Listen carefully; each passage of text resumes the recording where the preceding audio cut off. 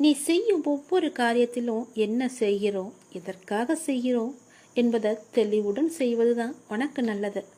என்ன அப்பா எடுத்த போக்கிலேயே இப்படி சொல்றீங்கன்னு நினைக்காத. தவறுகளை ஒப்புக்கொள்ளும் தைரியமும் அதை திருத்திக் கொள்வதற்கான பக்குவம் தான் உன்னுடைய வெற்றிக்கான முதல் வழி. உன்னுடைய மனசை நீ அமைதியாக்கி கண்ணை மூடி கவனமா கேளுத. கண் மூடி உன் வாழ்க்கையை நினைச்சு பாரு. இங்கு யாருக்கும் யாதுமே நிரந்தரம் கிடையாது. ஒரு நாள் எல்லாமே வெற்றிடும் தானே. அப்படி இருக்கையில் ஏன் நீ இதற்கு போய் உன்னுடைய மனசை போட்டு குழப்பி தவிச்சுக்கிட்டு இருக்க? ஏன் எல்லா நேரமும் அது கிடைக்கலையே, இது நடக்கவே இல்லையேன்னு புலம்பிக்கிட்டே இருக்க? அப்படி இல்லைன்னா இப்படி நடந்துருமோ, இப்படி இல்லைன்னா அப்படி நடந்துடுமோன்னு நீ தவிச்சுக்கிட்டு இருக்க. உனக்கு எது வேண்டுமோ, எந்த லட்சியத்தை நீ அடைய நினைக்கின்றாயோ அதை மனசில் கொண்டு நீ செயல்பட்டுக்கிட்டே ஒரு நாள் கண்டிப்பாக அது ஒன்றை வந்து சேரும். அது வரைக்கும் எதற்கும் மனசில் கஷ்டப்பட்டுக்கிட்டே இருக்காத. எதையும் போட்டு குழப்பிக்கிட்டே நீ இருக்காத. உனக்கு இருக்கிறத வச்சு சந்தோஷமாக வாழ்ந்து தான் பாரு. அது எவ்வளோ பெரிய நிம்மதி இருக்குன்னு உனக்கு கிடைக்கும் தெரிய வரும். அன்பு குழந்தையே, நேற்று கவலையுடன் உறங்கி போன உனக்கு ஒரு நல்ல பதிலோடு பரிசோடு வந்திருக்கிறேன். உன் வாழ்க்கை சிறப்பாகவே இருக்கும். இனி கேள், நல்லது நடக்கும் உனக்கு. நீண்ட நாட்களாகவே நீ என்னிடம் கேட்டுக்கொண்டிருக்கும் உன் பிரார்த்தனையை உன்னுடைய அப்பா உனக்காக நிறைவேற்றி கொடுக்க போகின்றேன். உன்னுடைய துன்பங்களிலிருந்து எல்லாம் உன்னை காப்பாற்றப் போகின்றேன். நீ கேட்ட வரத்தை கூடிய விரைவில் உனக்கு தந்து உன் வாழ்க்கையை நான் சிறப்பானதாக மாற்றப் போகின்றேன். நீ நினைத்தது நிச்சயமாகவே நடக்கப் போகிறது. அது உனக்கு நடந்தே தீரும். உன்னுடைய மனக்கவலையின்றி இன்று தீபம் ஏற்று. எனக்காக ஒரே ஒரு தீபம் உன்னுடைய வீட்டில் ஏற்றிவை. என்னை நினைத்து ஓம் என்று சொல். எல்லாவற்றையும் நான் பார்த்து கொள்கிறேன். உனக்கு நல்வழியை நான் காட்டுகிறேன். காலை எழுந்ததும் என்ன வாக்கு வருகிறது என்று பார்க்க வேண்டும். ஏனென்றால் மனம் எதையோ பறிகொடுத்தது போல உள்ளது என்று உன் மனதில் சில கவலைகளுடன் நேற்று உறங்கி போனாயல்லவா? ஒவ்வொரு காலகட்டத்திற்கும் என்ன நடக்க வேண்டுமோ அதுதான் நடந்திருக்கின்றது. ஆனால் அது நிரந்தரமல்ல. இதுவும் மாறும். உன் மனதில் உள்ள அந்த சுமைகளை இறக்கி வைத்துவிட்டு அடுத்த நொடி உன்னுடையதாக இருப்பதற்காக அதை எப்படி சிறப்பாக ஆக்கப் போகின்றாய் என்பதில் உன்னுடைய கவனத்தை நீ செலுத்து. நான் உன்னோடு இருக்கின்றேன். அடுத்த நொடியை மகளுடையதாக ஆக்க உனக்கு நான் துணை இருக்கின்றேன். என் செல்ல குழந்தையே, உன்னை விட்டு சென்றதெல்லாம் உன் கை வந்து இந்த தை மாதத்தில் உன்னை வந்து சேரும். மகிழ்ச்சியாகவே இரு. நான் உனக்கு துணை இருப்பேன். எப்பொழுதும் உனக்குள் நான் இருப்பேன். என்னுடைய நாமத்தை மட்டும் நீ சொல்லிக் கொண்டே இரு. நீ மகிழ்ச்சியாக இருந்தாலும் உன்னுடைய மனதில் ஏதோ ஒரு பயம் ஓடிக்கொண்டே இருக்கின்றதே. எதற்காக அது? அது தேவையற்ற பயம். உன் வாழ்க்கையில் நல்ல மாற்றங்கள் ஒவ்வொன்றாக நடக்க ஆரம்பம் ஆகிவிட்டது. பயம் உனக்கு எதிர்மறை எண்ணங்களை மட்டுமே தரும். அந்த பயத்தை நீ தூக்கி எறிந்துவிடு. உன்னுடைய மனதை நீ எப்பொழுதும் நேர்மறையாய் மட்டுமே வைத்துக்கொள். அதில் எதிர்மறையை உட்புகுத்தி விடாதே. அதை தடுத்து நிறுத்த வேண்டிய பொறுப்பு உனக்குள் தான் இருக்கிறது. அதை நீ மட்டுமே செய்ய முடியும். நீ நினைத்தால் கண்டிப்பாகவே முடியும். அந்த எதிர்மறை எண்ணங்கள் உன் செயல்பாட்டை எல்லாம் தடுத்து உன்னை தோல்வியில் சென்று அடைய வைத்துவிடும். முதலில் அந்த பயத்தை விடு. நல்லதை நினை. உனக்கு நன்மைகள் மேலும் மேலும் பெருகி கொண்டே இருக்கும். உன்னுடைய வாழ்க்கை உயரும் நேரம் இது. உன்னை வாழ்வை எப்போது குறை சொல்லாமல் ஏற்றுக்கொண்டாயோ, வினையை எப்போது நீ புரிந்து கொண்டாயோ, அப்போதே பல மாறுதல்கள் எல்லாம் உன்னுடைய வாழ்வில் நடக்க ஆரம்பித்து விட்டன. நீ விரும்பியபடி நடந்தால்தான் மகிழ்ச்சி இருக்கும் என்று நினைத்தாய். ஆனால் இப்போது உனக்கு அமைந்த வாழ்விலே நீ அனைத்து மகிழ்ச்சியையும் காண இருக்கின்றாய். இடமாற்றம், வேலை மாற்றம் என நீ எதிர்பார்த்த பல மாற்றங்கள் நிகழப்போகிறது. நீண்ட நாட்களாகவே நீ என்னிடம் கேட்ட ஒரு வேண்டுதலும் இந்த மாதத்தில் நிறைவேறப் போகிறது. மகிழ்ச்சியாக சந்தோஷமாகவே அதை அனுபவிக்கப் போகின்றாய். தையும் பிறந்து விட்டது, உனக்கான நல்வழியும் பிறந்து விட்டது. இந்த அப்பனின் ஆசியோடு, இந்த சிவனின் ஆசியோடு இனி நீ கவலையுடன் உறங்க வேண்டிய அவசியம் இருக்காது. நல்ல பதிலும் நல்ல பரிசும் இனி உன் வாழ்க்கையை நல்லபடியாகவே மாற்றும். உன் வாழ்க்கை சிறப்பாகவே இருக்கும். சந்தோஷமாகவே இனி உன் வாழ்க்கையை நீ வாழலாம். வாழ்வில் நடைமுறையில் உள்ள சில விஷயங்களை யதார்த்தமாக நீ புரிந்து கொண்டால் இன்பத்தையும் துன்பத்தையும் சமநிலையில் ஏற்கலாம். நீ முயற்றுப்பார். என் துணையோடு எல்லாவற்றையுமே போராடிப்பார். போராட்டமே இல்லாத வாழ்க்கை இங்கு யாருக்குமே அமைவதில்லை. போராட்டத்தை சந்திக்காத எந்த உயிரும் இந்த பூமியில் வாழ முடியாது. தெரிந்து கொள். பிறந்தது முதல் இறப்பது வரை போராட்டம் இருந்து கொண்டுதான் இருக்கிறது. பிறந்த குழந்தை கூட அழுகை என்னும் சத்தம் செய்துதான் தன்னுடைய தேவைகளை பூர்த்தி செய்கிறது. போராட்டத்தில் பிறந்து போராட்டத்தில் வளர்ந்து போராட்டத்தில் மடிவதுதான் வாழ்க்கை. இன்று மனிதன் போராட்டம் இல்லாத வாழ்க்கை வாழ ஆசைப்படுகின்றான். அதைத்தான் விரும்புகின்றான். வாழ்க்கையில் தங்கள் குறிக்கோளை நிலைநிறுத்திக் கொள்ள ஒவ்வொரு மனிதனும் இவ்வுலகில் போராட வேண்டியிருக்கிறது. பூந்தோட்டத்தில் ஒவ்வொரு நாளும் புது புது மலர்கள் பூப்பதுண்டு. ஆனால் அவை நிலைப்பது இல்லை. அது நியதியும் இல்லை. அதுபோலத்தான் வாழ்க்கை என்னும் பூந்தோட்டத்தில் ஒவ்வொரு நாளும் புது புது மலர்களாக பூத்து கொண்டிருக்கிறோம். எவ்வாறு பூந்தோட்டத்தில் மலர்ந்த ஒரு பூ நிலைப்பது இல்லையோ அது போலத்தான் வாழ்க்கையும். போராட்டங்கள் இல்லாமல் வாழ்வில் எதுவுமே வெற்றி பெற முடியாது. போராட்டம் இல்லை என்றால் வாழ்க்கை உப்புச்சப்பு இல்லாமல் போய்விடும். வாழ்க்கையில் உங்களுக்கு அழுவதற்கு 100 காரணங்கள் இருந்தாலும் சிரிப்பதற்கு என்னிடம் 1000 காரணங்கள் இருக்கிறது என்று வாழ்ந்து காட்டு. சரியான நேர்மையான வாழ்க்கை பயணப்பாதை முட்கள் நிறைந்த கரடுமுரடான பாதைத்தான். இப்பாதையில் முட்களாகவும் கரடுமுரடான கற்களாகவும் பிறரின் அவமான பேச்சுக்களும் பழிச்சொற்களும் நியாயமில்லாத விமர்சனங்களும் தான் நிறைந்திருக்கும். அதை நீ தெரிந்து கொள். வாழ்க்கை என்பது அவ்வளவு சுலபமல்ல. களையில்லாத தோட்டமில்லை. அதுபோலத்தான் போராட்டம் இல்லாத வாழ்க்கையும் இல்லை. வாழ்க்கை அழகானதாக மாற்றிக்கொள்வது உன்னுடைய கையில்தான் இருக்கிறது. எல்லோருடைய வாழ்விலும் இன்பம் துன்பம் என்று எல்லாமே கலந்துதான் இருக்கும். நாம் அவற்றை எப்படி எடுத்துக்கொள்கிறோம் என்பதுதான் மிக முக்கியம். ஆசையை குறைத்து கொள்ள வேண்டும். மனநிறைவு இருந்தாலே போதும். உன்னுடைய வாழ்வில் மகிழ்ச்சி தானாக நிலைத்து நிற்கும். போராட்டம் இருந்தாலும் கூட யாரும் வாழ்க்கையை வெறுப்பதில்லை. போராட்டங்களை எல்லாம் ஏற்றுக்கொள்ளவும் நமக்கு ஏற்றதாக மாற்றிக்கொள்ளவும் பழகினாலே போதும். வாழ்க்கை பூந்தோட்டமாக மாறிவிடும். உங்களின் வாழ்வில் நல்லது நடக்க வேண்டுமென்றால் நான் சொல்வதை பின்பற்றுங்கள். நீங்கள் எப்படிப்பட்ட பாதையில் பயணம் செய்தாலும் உங்கள் நற்சிந்தனையாலும் நற்செயல்களாலும் மலரும் புதிய பயனுள்ள மலர்களால் பாதையை நிரப்புங்கள். உங்கள் வாழ்வு இனிதாக அமையும். நீங்கள் வாழ வாருங்கள். என்னுடைய ஆசையுடன் நீங்கள் போராட்டத்தில் குதிக்க தயாராக இருங்கள். என் துணை உனக்கு உண்டு. எல்லோருக்குமே சிவன் என்றால் பிடிக்கத்தான் தெரியும். தந்தை சிவபெருமான் நினைப்பது என்பது மிக பெரிய புண்ணியத்தின் ஒரு சத்திய வருமானம். மனித வாழ்க்கை வியாபாரமாகிவிட்ட இந்த காலத்தில் அந்த வியாபாரத்தை லாபமாக மாற்றுவதற்கு நாம் இறைவனுடன் வியாபாரத்தை இணைத்து கொள்ள வேண்டும். இறைவனுடன் வியாபாரம் செய்வதற்கு அவருக்கு வேண்டியது எல்லாம் உங்களுடைய பணம், காசு, தொழிலில் வரும் லாபம் இது எல்லாம் கிடையாது. நீங்கள் சுத்தமான மனதுடன் அவரை நினைவு செய்ய வேண்டும். உங்களிடம் என்னென்ன தீய குணங்கள் இருக்கின்றதோ அவற்றை அவரிடம் அர்ப்பணித்து விட வேண்டும். அர்ப்பணித்தவற்றை திரும்ப வாங்கக்கூடாது. அர்ப்பணித்த பின் அந்த இடத்தை நிரப்புவதற்கு அவரிடம் இருந்து நற்குணங்களை பெற்றுக்கொள்ள வேண்டும். இதுதான் இறைவனிடம் நாம் செய்யும் கொடுக்கல் வாங்கல். மற்றபடி நாம் செலுத்தும் காணிக்கைகள் மற்றும் அபிஷேகங்கள் இது இறைவனை குளிர்விக்கின்றதா என்றால் நமது நன்னடத்தை எவ்வளவு இருக்கின்றதோ அதை பொறுத்தே நாம் இறைவனுக்கு செலுத்தும் அர்ப்பணிப்பையும் அவர் ஏற்றுக்கொள்கின்றார். வாழ்க்கையில் தவறான பாதையில் சென்றுவிட்டு மனித வாழ்க்கையின் தர்மத்திற்கு உட்பட்ட செயல்களை மறந்துவிட்டு இறைவனுக்கு என்ன அபிஷேகம் செய்தாலும் அதனால் அவர் மனம் குளிர்வதில்லை. பாவத்தினுடைய செல்வத்தினால் ஒருவர் புண்ணிய காரியம் செய்தாலும் அந்த புண்ணியம் செய்ய வேண்டும் என்ற எண்ணத்திற்கு கண்டிப்பாக பலன் கிடைத்தே தீரும். ஆனால் அதிலும் சதவீதம் என்பது இருக்கவே செய்யும். எனவே முழுமையான நல்ல மனிதனாக மாறி இறைவனுடன் நாம் கொடுக்கல் வாங்கல் செய்ய வேண்டும். கோவிலில் மூர்த்திக்கு முன்னால் அன்றன்றைய கணக்கை ஒப்படைக்கின்றார்கள். இவ்வளவு வரவு, இவ்வளவு செலவு, இவ்வளவு தங்கம் வந்தது, இவ்வளவு நாணயம் வந்தது, இவ்வளவு வெளிநாட்டு கரன்சி வந்தது, உள்நாட்டு பணம் எவ்வளவு என்று அனைத்தையும் ஒப்படைக்கின்றார்கள்.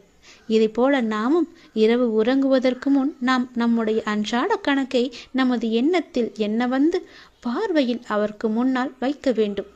பார்வையில் என்ன இருந்தது? தர்மத்தை மீறிய நடத்தை இருந்ததா? வார்த்தையில் கலப்படம் இருந்ததா? பிறரிடம் நான் செலுத்தும் அன்பு உள்நோக்கம் கொண்டதாக இருந்ததா? இதையெல்லாம் ஒப்படைக்க வேண்டும். பணம் மட்டுமே மனிதனுக்கு வாழ்க்கையில் முக்கியமான பொருள் அல்ல. நமக்கு கொடுக்கப்பட்ட காலம், நேரம், நம்முடைய வாழ்க்கையின் ஒவ்வொரு எண்ணம், பேச்சு, செயல் அனைத்துமே இறைவனால் கவனிக்கப்படுகின்றது. இதில் நான் உண்மையாக இருக்கின்றேன் என்பதற்காகவே இறைவனிடம் இரவு கணக்கு ஒப்படைக்கப்படுகின்றது. எனவே லாபம் என்பது பணம் சம்பாதிப்பது மட்டுமன்று, அந்த பணத்தை தர்மப்படியும் நேர்மையாகவும் சம்பாதித்து அதை புண்ணிய காரத்தில் ஈடுபடுத்துவது. இதுதான் ஒவ்வொரு ஜென்மத்திற்கும் உயர்ந்த குடும்பத்திலும் உயர்ந்த நற்குணங்கள் நிரம்பிய மனிதராகவும் அனைவருடைய ஆசிகளை பெற்றவராகவும் நாம் பிறவியாக வாழ்வதற்கு தொடரக்கூடிய கர்மா. நம்முடைய கர்மா அப்படி இருக்க வேண்டும். நாம் செய்யும் செயலுடன் கூடவே இறைவனின் நினைவில் ஒன்றி இருந்து காரியம் செய்ய பழகி கொள்ள வேண்டும். அந்த இறைவனின் நினைவில் இருந்து காரியம் செய்வது கூட ஒரு மிக பெரிய வருமானம். ஒன்று நமது பாவங்கள் அழியும், அடுத்ததாக நமக்கு புண்ணியம் சேரும், அதற்கு அடுத்ததாக நமக்கு என்ன இறைவன் சொல்ல விரும்புகின்றாரோ அதை செய்யும் ஆற்றல் நமக்குள் வந்து சேரும். இதுவே இறையுடன் ஒன்றிய நிலை எனப்படுகின்றது. ஒரு மனிதன் பிறப்பு முதல் இறப்பு வரை இந்த உடல் என்னும் கருவியின் மூலம் செய்யக்கூடிய கர்மத்தின் பலனாக அவனுடைய வாழ்க்கை என்பது உருவாக்கப்படுகின்றது. எனவே கர்மத்தை சிரேஷ்டமாக ஒருவர் விரும்பினால் அவர் இரு நினைவில் கர்மத்தை செய்ய பழகி கொள்ள வேண்டும். அப்பொழுது கர்மம் தர்மப்படி இருக்கும். தர்மத்தின்படி கர்மம் செய்பவரின் கூடவே அந்த பரம தயாளான பரமேஸ்வரனும் துணை இருப்பார். எதையெல்லாம் மனித வாழ்க்கையில் லாபம் என்றால், ஒன்று நாம் இறைவனுடன் இருப்பது, இன்னொன்று நாம் இறைவனுடன் இருந்து காரியம் செய்வது, மற்றொன்று நாம் செய்யும் காரியத்தை இறைவனுக்கு விருப்பமானதாக செய்வது. இப்படி இருப்பவர்தான் புண்ணியவான். இவரை பார்ப்பவர்தான் மனதார மகிழ்ச்சி அடைகின்றனர். இப்படிப்பட்ட ஒருவரை பார்ப்பவர் திருப்தி அடைகின்றார். திருப்தி அடையும் அவர் மனதார அவரை ஆசிர்வதிக்கின்றார். இப்படிப்பட்டவருடைய மரணம்தான் அனைவருக்கும் இப்படிப்பட்ட ஒருவரை இழந்துவிட்டோமே என்று தன்னையும் அறியாமல் கண்கலங்க வைக்கின்றது. எனவே கர்மத்தை நாம் சிரேஷ்டமாக செய்யும் போது வையத்துள் வாழ்வாங்கு வாழ்பவன் வானுரையும் தெய்வமான ஜோதியான தந்தை சிவபெருமான் மனதில் வைக்கப்படும், மனிதனாக போற்றப்படுவார். எனவே வாழும்போது நல்ல மனிதர்கள் 4 பேரை நாம் சம்பாதித்து கொள்ள வேண்டும். வாழும் வரை இறைவனுடைய நினைவில் ஒன்றி வாழ வேண்டும். எங்கே இறைவன் இருக்கின்றாரோ அங்கே மற்ற அனைத்தும் தன்னால் நடந்தேறும் என்பதை நாம் அறிந்து கொள்ள வேண்டும். அனைத்தும் ஈடேறும். நல்லது, வாழ்த்துக்கள் என்று எப்பொழுதும் நம் வாயில் சொல்லிக்கொண்டே இருக்க வேண்டும். அப்பன் சிவபெருமானின் அருளை முழுவதுமாகவே நாம் பெற வேண்டும். நான் உன் வீட்டிற்கு வந்துவிட்டேன். உனது எண்ணங்கள் அனைத்தும் தவறாக நடக்கின்றதே, என்ன செய்வது என்று நீ யோசிக்காதே. அனைத்தும் மாறப்போகின்றது. நீ எதிலும் நிதானமாக யோசித்து செயல்பட்டாயானால் நிச்சயம் அனைத்துமே மாறும். அவசரப்படாதே, நிச்சயம் உனக்கு வெற்றி மட்டுமே கிட்டும். உன் வாழ்க்கையில் நடக்கின்ற யாவுமே உன் கர்ம வினைகளின் படிதான் நடந்து கொண்டிருக்கின்றன. அப்படி இருக்கையில் நீ துயரங்களை எதிர்கொண்டுதானே ஆக வேண்டும். உன் கர்மாக்களை பற்றி நீ பயப்படாதே, அதற்குத்தான் நான் இருக்கின்றேனே. உன் கர்ம பந்தத்திலிருந்து விரிந்து விடுபட உன்னால் முடிந்த அளவு பிறருக்கு நன்மையை செய். உன்னிடம் உதவிக்கு வருபவர்களை நீ உதாசீனப்படுத்தாதே. உன்னால் எவ்வளவு முடியுமோ அவ்வளவு உதவி செய். முடியாவிட்டால் அவர்களை புண்படுத்தி அனுப்பாதே. உன்னால் முடிந்த உதவியை நீ அவர்களுக்கு செய். அந்த தர்மமே உன்னை இக்கட்டான சூழ்நிலையிலிருந்து உன்னை நிச்சயம் காக்கும். உன் கர்ம வினைகளிலிருந்தும் அது உன்னை காப்பாற்றும். வாழ்க்கையில் இன்பமும் துன்பமும் அவரவர் கையாளும் வகையில்தான் மாறுபடும். இன்பத்தை சந்தோஷமாக அனுபவிக்க வேண்டும். துன்பம் வந்தால் சோர்ந்து போகக்கூடாது. துன்பத்தையும் இன்பமாக ஏற்று நாம் வாழ பழகி கொண்டால் அந்த துன்பம் நம்மை கண்டு அஞ்சி ஓடிவிடும். மற்றவர்கள் எல்லாரும் நிம்மதியாக சந்தோஷத்துடன் வாழ்வதாகவும் நீ மட்டுமே துயரங்களை எதிர்கொள்வதாகவும் புலம்பிக் கொண்டிருக்கின்றாய். அது தவறு. எல்லோருக்கும் அவரவர் வாழ்க்கையில் எல்லா விதமான துன்பங்களும் இன்பங்களும் வந்து கொண்டுதான் இருக்கின்றன. எல்லாம் கலந்துதான் இருக்கும். அதுதான் வாழ்க்கையும். அந்த உண்மையை நீ புரிந்து கொள். அவரவர் வாழ்க்கையின் உள்ளே சென்று பார்த்தால்தான் என்னென்ன துயரங்களை அவர்கள் சுமந்து கொண்டு இருக்கிறார்கள் என்ற உண்மை உனக்கு புரிய வரும். எட்டி இருந்து பார்த்தால் எல்லாமே அழகாகத்தான் தெரியும். நிலாவும் அப்படித்தான். தூரம் இருந்து பார்க்கும் வரைதான் அது அழகான வட்ட வடிவம். உள்ளே சென்று அருகே சென்று பார்த்தால்தான் தெரியும் அதற்குள்ளே எத்தனை மேடு பள்ளங்கள். அதுபோலத்தான் ஒவ்வொரு வாழ்க்கையிலும் எல்லோருடைய வாழ்விலும் மேடு பள்ளங்கள் இருந்து கொண்டுதான் இருக்கும். வெளி உலகத்திற்கு அவர்கள் நன்றாக இருப்பது போல் தோன்றலாம். அதனால் யாரை பற்றியும் யாருடனும் உன்னுடன் ஒப்பிட்டு பார்க்காதே. உனக்கென்று விதிக்கப்பட்டதுதான் உன்னை வந்து சேரும். அவர்களுக்கென்று விதிக்கப்பட்டது அவர்களை வந்து சேரும். அது இன்பமானாலும் சரி, துன்பமானாலும் சரி, எல்லாவற்றையும் அனுபவிக்க வேண்டியது அவரவருடைய பொறுப்பு. அவரவருக்கு என்று எது விதிக்கப்பட்டதோ அது கண்டிப்பாக நடந்தே தேரும். அதனால் உன் மனதை போட்டு தேவையில்லாமல் நீ குழப்பிக்கொள்ளாதே. நிச்சயம் உனக்கு பல நன்மைகள் காத்திருக்கின்றன. யார் கைவிட்டாலும் என்னை நம்பி வந்த உன்னை நான் கைவிடவே மாட்டேன். பொறுமையையும் நம்பிக்கையையும் எந்த சூழ்நிலையிலும் நீ கைவிட்டு விடாதே. உன்னை விட்டு யார் விலகினாலும் நீ கவலைப்படாதே. எல்லாம் நன்மைக்கே என்று நீ எடுத்துக்கொள்ள பழகிக்கொள். அப்பொழுதுதான் எல்லாவற்றையும் சாதாரணமாக எடுத்துக்கொண்டு அடுத்தபடி எது என்று முன்னோக்கி உன்னால் செல்ல முடியும். நீங்கள் மென்மேலும் வளர்ச்சியடைந்து வாழ்வில் வெற்றி பெறப் போகின்றாய். அது கண்டிப்பாகவே நடக்கும். உனது வாழ்க்கை எல்லா செல்வ வளங்களையும் பெற்று மகிழ்ச்சியாகவே மாறப்போகிறது. உன்னுடைய வாழ்க்கையில் பல அழகிய வண்ண வண்ண பூக்கள் எல்லாம் பூத்து குலுங்க போகின்றது. நிச்சயம் அது நடக்கும். இவை அனைத்தையுமே உன்னை வந்து சேரும்படி நான் அமைத்து தருகின்றேன். என் பரிபூரண அருளும் ஆசையும் அன்பும் உனக்கு வேண்டுமென்றால் நான் சொல்வது போலவே நீ செய். உன்னை உன் லட்சியங்களில் வெற்றியடையும்படி நான் உனக்கு துணை இருப்பேன். என் வார்த்தைகளை நீ நம்பினால், அப்பா சொல்வது எல்லாமே உன்னுடைய நன்மைக்கு தான் என்று நீ நம்பினால், கண்டிப்பாகவே நான் சொன்னதை நீ செய்வாய். நான் சொல்வதை நீ கண் குளிர பார்ப்பாய், காது குளிர நீ கேட்பாய். உன் வாழ்வில் பல நல்ல மாற்றங்களை கொண்டு வருவதற்கே நான் இருக்கின்றேன் என்பதை நீ முழுமையாக நம்பு. உனக்கு எப்பேற்பட்ட இக்கட்டான சூழ்நிலை வந்தாலும் நான் இருக்கிறேன் என்பதை மட்டும் நீ மறந்து விடாதே. உனது எண்ணங்கள் அனைத்தும் தவறாக போய்கொண்டிருக்கிறது. அது மாயை என்ற வலையில் சிக்கிக்கொண்டு தவித்து கொண்டிருக்கிறது. உன்னை காப்பாற்றவே நான் இப்போது வந்திருக்கிறேன். நான் உனக்காக அவதரித்தவன். அனைத்தும் மாறப்போகிறது. எதிலும் நிதானமாக மட்டும் யோசித்து நீ செயல்படு. எது செய்தாலும் என்னிடம் சொல்லிவிட்டு செயல்படு. உனக்கு நல்லதாக நான் அதை மாற்றி காமிக்கின்றேன்.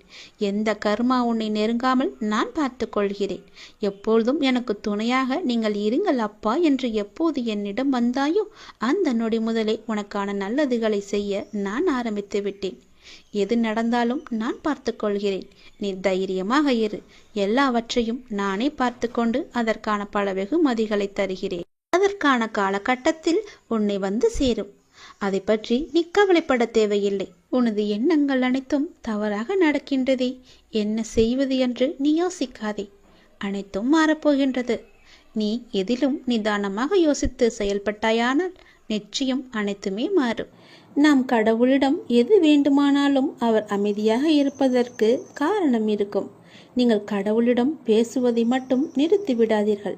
இறைவனிடம் நீங்கள் பேசுங்கள். இறைவனிடம் பேசும் வார்த்தைகள் மிகவுமே வலிமையானவை. இறைவனிடம் திரும்ப திரும்ப ஒரு விஷயத்தையே சொல்லும்போது அது கண்டிப்பாக நிறைவேறியே தீரும். இறைவனிடம் நீங்கள் கேட்கும் ஒவ்வொன்றையும் அவர்கள் கவனித்து கொண்டு தான் இருக்கிறார். உங்கள் பிரார்த்தனைகள் கண்டிப்பாக ஒரு நாள் நிறைவேற்றப்படும். அவருடன் பேசுவதை மட்டும் நிறுத்திவிடாதீர்கள். ஒரு விஷயம் நமக்கு நடக்க வேண்டும் என்றால் இறைவனிடம் முறையிட்டு கொண்டே இருங்கள். இது நடந்தே ஆக வேண்டும், இதை சரி செய்யுங்கள் அப்பா என்று சொல்லிக் கொண்டே இருங்கள். நிச்சயமாகவே அவர் உங்கள் பிரார்த்தனையை நிறைவேற்றி தருவார். நம்பிக்கையோடு இருங்கள். அவர் நடத்தி தருவார் என்ற நம்பிக்கையோடு இருங்கள். நம்பிக்கை இருந்தால் அந்த வானமும் நமக்கு வசப்படும். இந்த பிரபஞ்சத்தையே ஆளும் மிகப்பெரிய சக்தி உங்களது தேவைகளையும் கண்டிப்பாக நிறைவேற்றும். இறைவனால் நிறைவேற்ற முடியாத அளவிற்கு பெரிய பிரார்த்தனைகள் எதுவுமே கிடையாது. அவர்தான் அந்த பிரச்சனையை உருவாக்கியவர். உருவாக்கியவருக்கு பிரச்சனையை தீர்க்க தெரியாதா? உங்களுக்கு தேவையானதை கண்டிப்பாக அவர் வழங்கிக் கொண்டே இருப்பார். அதை யாராலும் தடுக்க முடியாது. இதுவரை இறைவன் கொடுத்ததற்கு இனி கொடுக்க போவதற்கும் என அனைத்துக்குமே நீங்கள் நன்றி சொல்ல வேண்டும். நன்றி சொல்ல மறவாதீர்கள். உங்களை கைப்பிடித்து வழி நடத்தி கொண்டிருக்கும் சக்தியை முழுமையாக நம்புங்கள். நீங்கள் யார் மீது ஒருவர் மீது நம்பிக்கை வைத்திருக்கிறீர்களோ அது முழுமையான தூய மனதுடன் கூடிய நம்பிக்கையாக இருக்க வேண்டும். எது செய்தாலும் அசைக்க முடியாத நம்பிக்கையாக இருக்க வேண்டும். அப்போதுதான் அவருடைய முழுமையான லீலைகள் நமக்கு தெரிய வரும். என்றுமே அது உங்களை கைவிடாது. உங்களுக்கு வேண்டியது அனைத்தும் வாரி வழங்கும். உங்களுக்கு வேண்டிய அனைத்தையும் பெற்று நீங்களும் உங்களை சார்ந்த அனைவரும் மகிழ்ச்சியோடு வாழ்வீர்கள். அதற்கு அவரே துணையாகவும் இருப்பார். நீங்கள் செய்ய வேண்டியது எல்லாம் அவரிடம் நீங்கள் தினமும் பேசிக்கொண்டே இருப்பது மட்டும்தான்.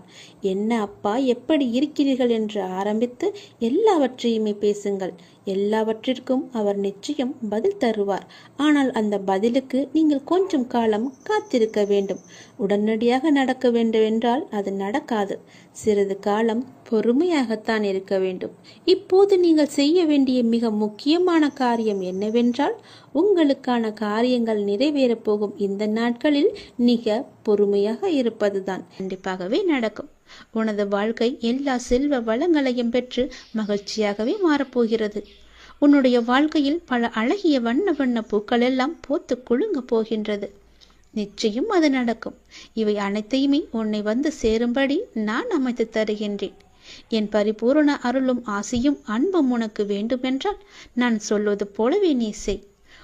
உன் லட்சியங்களில் வெற்றியடையும்படி நான் உனக்கு துணை இருப்பேன். என் வார்த்தைகளை நீ நம்பினால், அப்பா சொல்வது எல்லாமே உன்னுடைய நன்மைக்கு தான் என்று நீ நம்பினால், கண்டிப்பாகவே நான் சொன்னதை நீ செய்வாய். நான் சொல்வதை நீ கண் குளிர பார்ப்பாய், காது குளிர நீ கேட்பாய். உன் வாழ்வில் பல நல்ல மாற்றங்களை கொண்டு வருவதற்கே நான் இருக்கின்றேன் என்பதை நீ முழுமையாக நம்பு. உனக்கு எப்பேற்பட்ட இக்கட்டான சூழ்நிலை வந்தாலும் நான் இருக்கிறேன் என்பதை மட்டும் நீ மறந்து விடாதே. உனது எண்ணங்கள் அனைத்தும் தவறாக போய்கொண்டிருக்கிறது. அது மாயை என்ற வலையில் சிக்கிக்கொண்டு தவித்து கொண்டிருக்கிறது. உன்னை காப்பாற்றவே நான் இப்போது வந்திருக்கிறேன். நான் உனக்காக அவதரித்தவன். அனைத்தும் மாறப்போகிறது. எதிலும் நிதானமாக மட்டும் யோசித்து நீ செயல்படு. எது செய்தாலும் என்னிடம் சொல்லிவிட்டு செயல்படு. உனக்கு நல்லதாக நான் அதை மாற்றி காமிக்கின்றேன்.